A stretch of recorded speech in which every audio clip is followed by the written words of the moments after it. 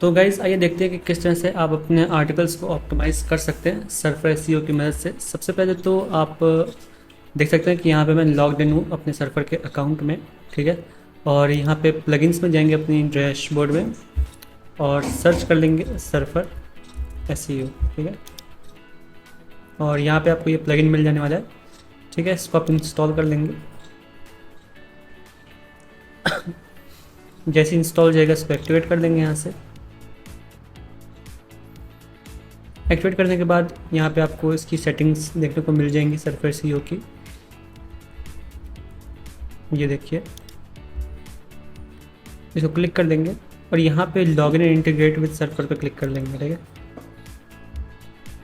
जैसे आप इसको लॉगिन करके इंटीग्रेट करेंगे, यहाँ पे आप देख सकते हैं कि ये नए पेज पे ओपन हो जाएगा। चेक करेगा कि आपका अकाउंट लॉगिन है कि नहीं है। पहले तो ये मेरे को पॉपअप के लिए पूछ रहा है, ठीक है। पॉपअप जो है डिसेबल्ड है, तो मैं इसको ऑलवेज अलाउ पर क्लिक कर दूंगा। यहाँ आप देख सकते हैं कनेक्ट करने का ऑप्शन आ रहा है। ऑर्गेनाइजेशन चूज़ कर सकते हैं किस पे करना है आपको कनेक्ट। यहाँ पे कनेक्ट पे क्लिक कर देंगे और यहाँ पे ये देख सकते हैं कि वेबसाइट आपकी फ्यू सेकंड्स में ही कनेक्ट हो चुकी है। आप यहाँ से इसको डिसकनेक्ट भी कर सकते हैं। बाकी यहाँ पे आपको सारे के सारे ऑप्शंस देखने को मिल जाने वाले हैं, ठीक है, चूज़ करने के लिए। और बाकी जब आप पोस्ट पे जाएंगे, किसी पोस्ट को ओपन करेंगे, यहाँ पे आप देख सकते हैं इस सर्फर का आइकन देखने को मिल जाएगा टॉप पे। इसको क्लिक करेंगे और यहाँ पे आपको कीवर्ड्स रिसर्च के लिए कीवर्ड रिसर्च का ऑप्शन मिल जाएगा, जनरेट कर सकते हैं कीवर्ड्स। बाकी यहाँ पे ऑप्टिमाइज विद सर्फर पर क्लिक करेंगे तो पूछेगा कि आप क्या करना चाहते हैं, एक नया कंटेंट एडिटर यूज़ करना चाहते हैं, फिर overwrite existing content editor use करना चाहते हैं। ये दोनों ही ऑप्शन आपके सर्फर अकाउंट से रिलेटेड है। ओवरराइट करने के लिए आपके पास ऑलरेडी वो कंटेंट एडिटर में होना चाहिए यहाँ पे, ठीक है। बहुत सारे आप कंटेंट लिख रहे होते हैं ऑलरेडी, तो उससे वो कनेक्ट कर लेगा। और नया अगर आपको क्रिएट करना है तो यहाँ पे आपका एक क्रिएट यूज़ होगा, ठीक है। जितने आपको क्रिएट यहाँ पे होते हैं, एक नया क्रिएट यूज़ होगा, ठीक है। तो ऑलरेडी अगर आप लिख रहे हैं, आपके पास सर्फर एसईओ में कंटेंट एडिटर में आर्टिकल लिखा हुआ है, तो यहाँ पे आप उसको ओवरराइट कर देंगे। Otherwise create new content editor पर क्लिक करके आप इसको कंटिन्यू करेंगे, ठीक है। और मैं आपको एक आर्टिकल दिखा देता हूँ जो मैं ऑलरेडी कंटेंट एडिटर की मदद से लिख चुका हूँ। तो आप जो ये आर्टिकल को देख रहे हैं, इसके बगल में जो हम लोग को ये ग्राफ शो हो रहा है, ये सर्फर एसईओ का कंटेंट स्कोर ग्राफ है, जिससे हम लोगों को पता चलता है कि हम लोगों का कंटेंट जो आर्टिकल है वो कितना ऑप्टिमाइज हो चुका है। जैसे इसमें नीचे हम लोगों को ग्राफ अपनी डिटेल्स दे के रखी हुई हैं कि हम लोगों का कंटेंट कितना ऑप्टिमाइज है कितना नहीं है। जैसे हम लोग को वर्ड्स दिखा रहा है कि हम लोगों को काफ़ी कम लिखना चाहिए था, लेकिन हम लोगों ने काफ़ी ज़्यादा लिख दिया है। तो हम लोग इसके अकॉर्डिंग हम लोग अपने आर्टिकल को अच्छे तरीके से ऑप्टिमाइज़ कर सकते हैं। जैसे हेडिंग है, हेडिंग हम लोगों ने काफ़ी कम लिखी है।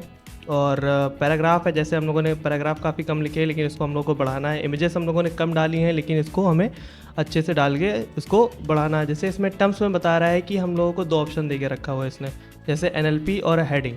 तो NLP है, उसका अगर फुल फॉर्म देखा जाए तो यह है नेचुरल लैंग्वेज प्रोसेसिंग। तो इसमें जो हम लोग को वर्ड्स दे के रखे हुए हैं, इसने मतलब ऐसे सारे कीवर्ड्स दे के रखे हुए हैं जिसको हम लोग अपने आर्टिकल में जब ऑप्टिमाइज़ कर लेंगे तो इससे हम लोगों के आर्टिकल को रैंक करने का चांसेस काफ़ी ज़्यादा बढ़ जाएंगे।